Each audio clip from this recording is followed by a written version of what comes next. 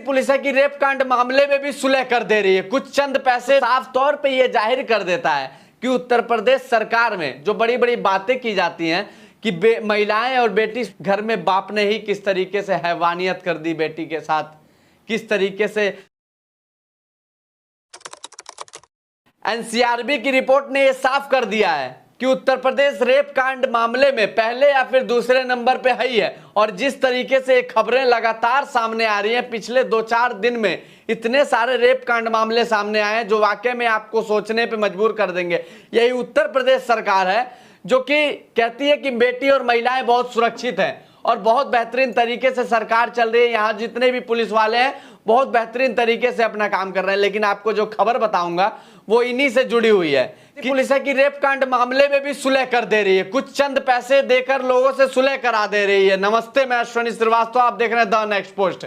जिस तरीके से एनसीआरबी की रिपोर्ट ने साफ कर दिया है कि उत्तर प्रदेश में जो बढ़ते इजाफे रेप कांड मामले सामने आए वो पहले या फिर दूसरे नंबर पे उत्तर प्रदेश रहता ही रहता है। अब भाई हमें बोलना ही पड़ेगा, अगर हो सकता है ना बोले तो जो सरकार उत्तर प्रदेश सरकार की जो ये स्कीम आई है 8 लाख रुपया वाली हमें नहीं मिलेगी साहब, हमें नहीं चाहिए। लेकिन इस तरीके के जब मामले सामने आएंगे, चाहे उत्तर प्रदेश हो, चाहे उत्तराखंड हो, चाहे एमपी हो, चाहे बिहार हो, चाहे भारत का कोई भी कोना हो, हम सवाल करते रहेंगे। हमें ऐसे 8 लाख रुपया नहीं चाहिए। हम सवाल करते रहेंगे, प्रशासन से आंखों में आंखें डाल के सवाल करेंगे या कि आखिर जो वादे किए जाते हैं वो आखिरकार धरातल पे क्यों नहीं उतरते हैं, क्यों बेटी बहनों के साथ खिलवाड़ किया जा रहा है। किस तरीके से उत्तर प्रदेश के बाराबंकी से एक ऐसा मामला सामने आ रहा है जो साफ तौर पे ये जाहिर कर देता है कि उत्तर प्रदेश सरकार में जो बड़ी बड़ी बातें की जाती हैं कि महिलाएं और बेटी सुरक्षित हैं, तो किस तरीके से जो सुरक्षित रखने वाले लोग ही हैं वो किस तरीके से यहाँ मजाक बनाए हैं। एक दलित लड़की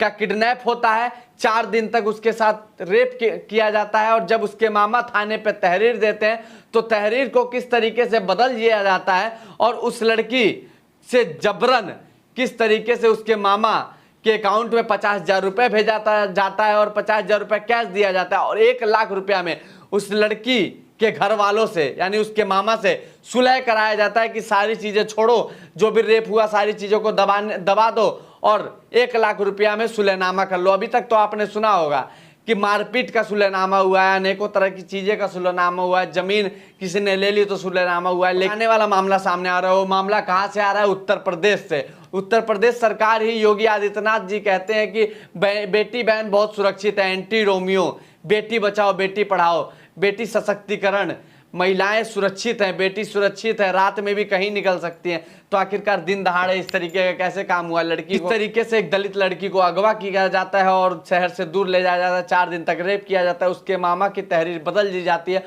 और 1 लाख रुपया में सुलह करने की बात की जाती है। 1 लाख रुपया में सुलह भी हो जाता है। लेकिन वो तो बड़ी अच्छी बात है कि लड़की के मामा ने सुलह तो किया ही किया, लेकिन जाके मुख्यमंत्री पोर्टल पे उन्होंने शिकायत दर्ज किया और किस तरीके से योगी आदित्यनाथ तक पहुंचा तो वहां के एसपी ने तत्काल संज्ञान लेते हुए वहां के थाना प्रभारी को और चौकी प्रभारी को किस तरीके से कार्रवाई करते हैं। लेकिन उत्तर प्रदेश सरकार पे लोगों को भरोसा कब रहेगा जब जो सुरक्षा करने वाला ही है वो इस तरीके से हैवानियत करने लगेगा। 1 लाख रुपया में समझौता पुलिस वाले करवा रहे हैं तो सोचिए उत्तर प्रदेश में जो ये मामला सामने आ गया तब तो ये मामला उजागर हो गया। लेकिन न जाने कितनी चीखें पुकारे इस तरीके से चल रही हूँ, कैसे इस तरीके से कितना मैनेज का खेल चल रहा होगा। कहीं ना कहीं इस पे बड़ा सवाल बनता है आखिरकार कैसे सोचा जाए कि उत्तर प्रदेश में बेटी बहन सुरक्षित है जब आए दिन ऐसे ऐसे नए नए मामले सामने आ रहे हैं। एक और मामला आपको मैं बताता हूँ फर्रुखाबाद से, जो कि एक सरकारी विद्यालय में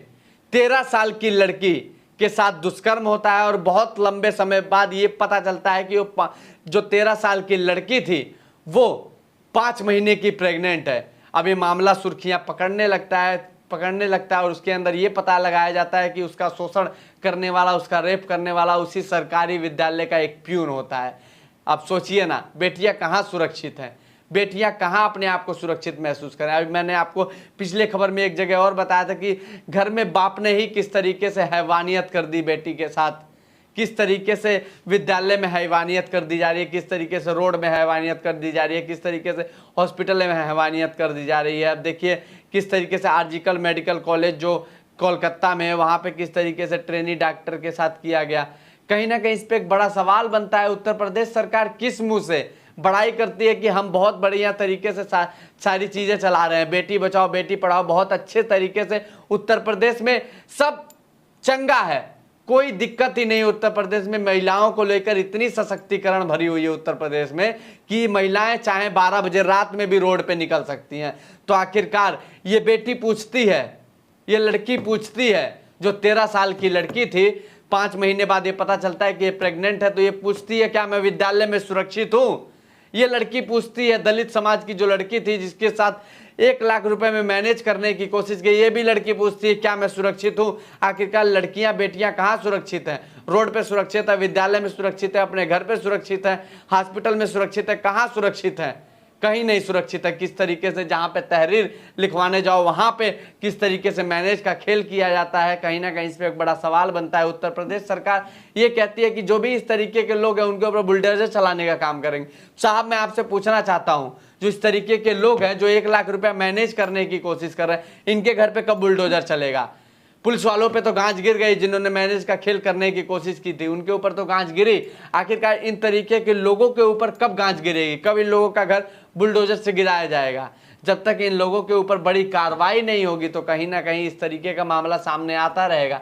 एक बड़ा सवाल बनता है, आखिरकार माँ बाप अपनी बेटी बहन को कहाँ सुरक्षित महसूस करें, कैसे विद्यालय में भेजे? जब इस फर्रुखाबाद का ये मामला सामने आ रहा है कि एक लड़की 13 साल की लड़की के साथ रेप करता है एक प्यून, और 5 महीने बाद ये पता चलता है कि वो लड़की प्रेग्नेंट है। आखिरकार विद्यालय में भी किस तरीके से लड़कियां सुरक्षित हैं? कहीं ना कहीं सवाल तो है। सवाल आखिरकार किससे किया जाए? इस तरीके का मामला आए दिन नया नया मामला सामने आ रहा है, लेकिन इस तरीके की हैवानियत रुकने का नाम ही नहीं ले रही हैं।